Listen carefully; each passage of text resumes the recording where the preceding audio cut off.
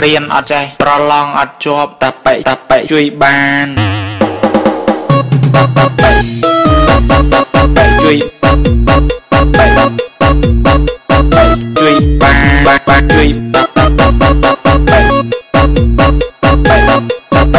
ជួយបាន DJ Lonely Remix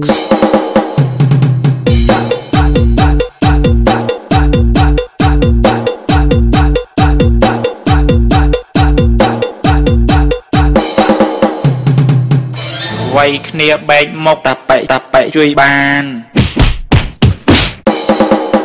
តាប៉ិជួយតាប៉ិជួយបា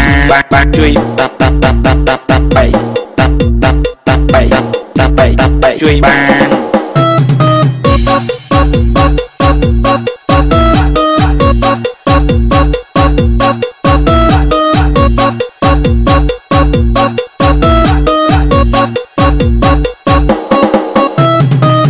ស្វាយជួបជាមួយនឹងការ remix របស់ DJ ភូមិអង្គាបង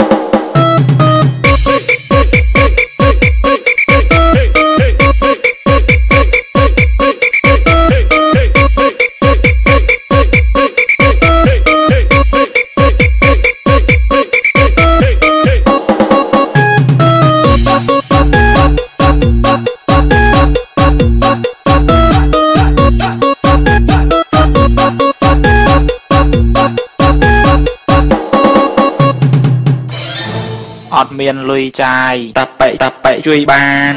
សង្សាររត់ចោលតាប៉ិជួយបាន